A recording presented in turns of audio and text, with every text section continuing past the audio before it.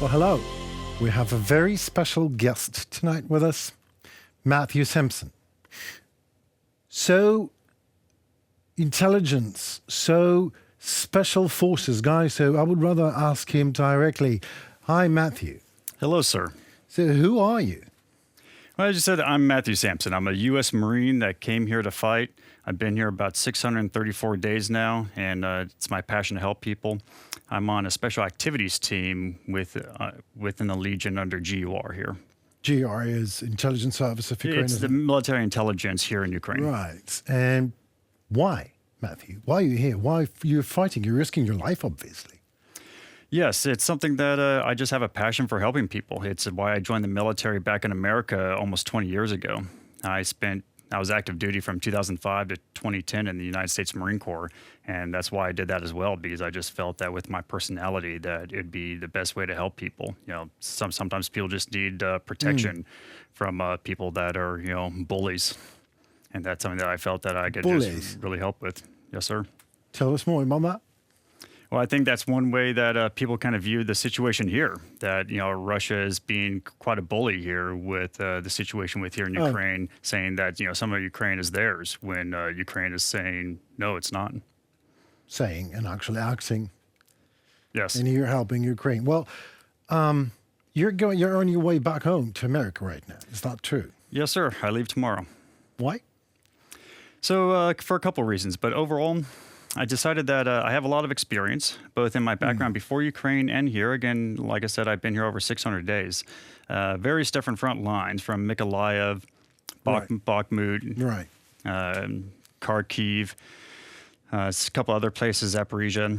And I decided that I really want to be able to tell my story to the American people.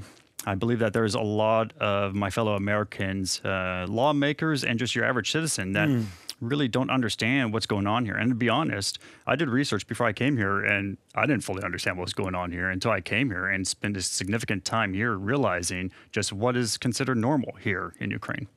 So you are going for financial aid, actually, or not? So financial aid is one thing that I'm looking for myself, for my team, for my unit. And, if I'm able to inform some of the lawmakers about what is going on here, I think that they should be, I think they can benefit a lot more that if someone like myself can inform them of just what the reality is. So if they're going to vote yes or going to vote no, they can do so just with more information from a U.S. citizen, a war veteran from Iraq and Afghanistan, and just with my experience here. How are you going to inform them? How are you going to persuade them in your point of vision, in your perspective? Well, at the moment, at first, I'm not looking to persuade anybody. At first, I really just want to share my story, tell them what I experienced as someone that is a U.S. citizen. But deep down, my interests are for my country, for America. And that's why I joined the military, and I did security contracting for thousands of days also for the U.S. government.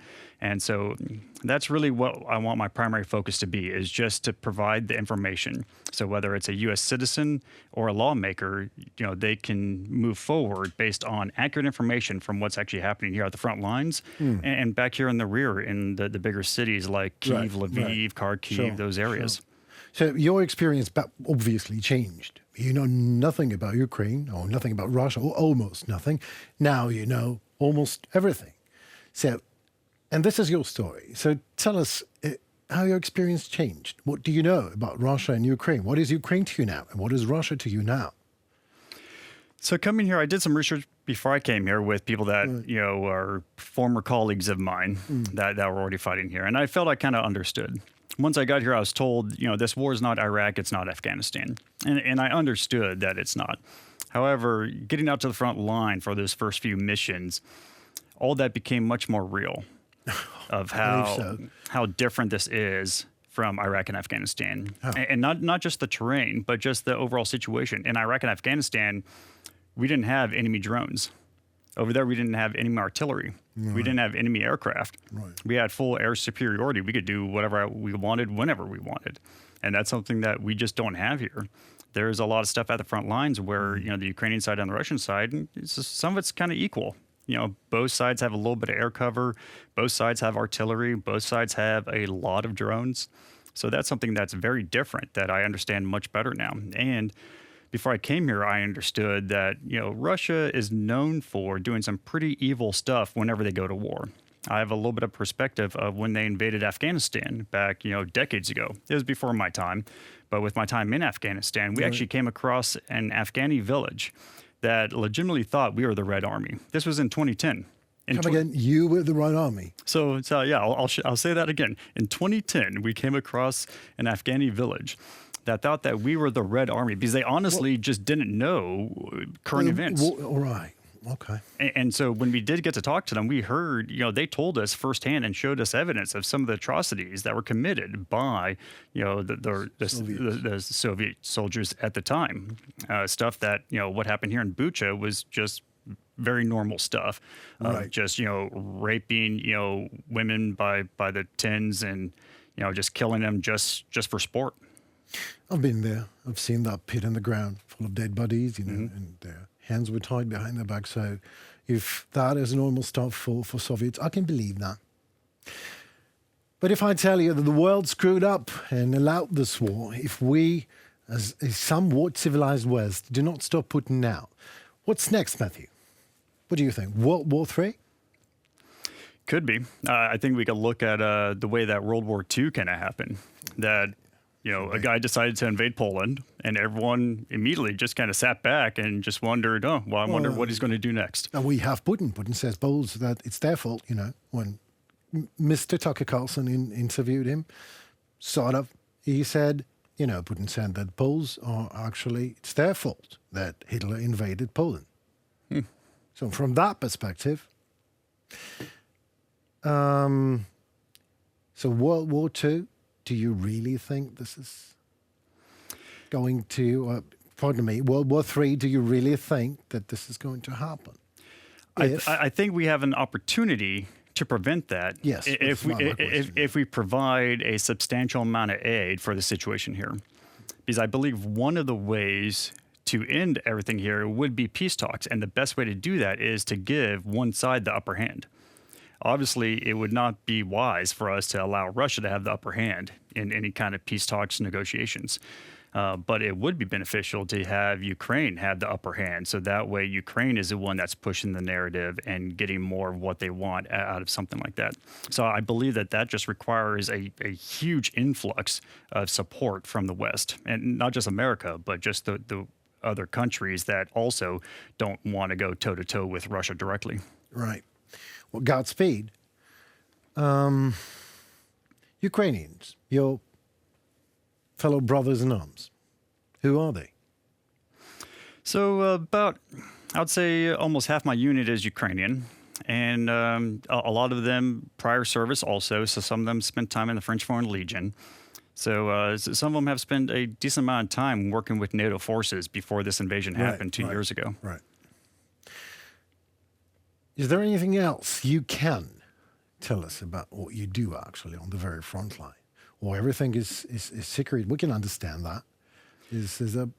I'd say in overall, whenever we go to an area, we work with local commanders to find how we can best help the Ukrainians, which is why I came here. It's why all the foreigners that I work with that are not Ukrainian, that's why we all came here to help Ukrainians. So, we work with those commanders to see what their needs are and what our capabilities are and see if those two match up in a way that we can do what we can to help them.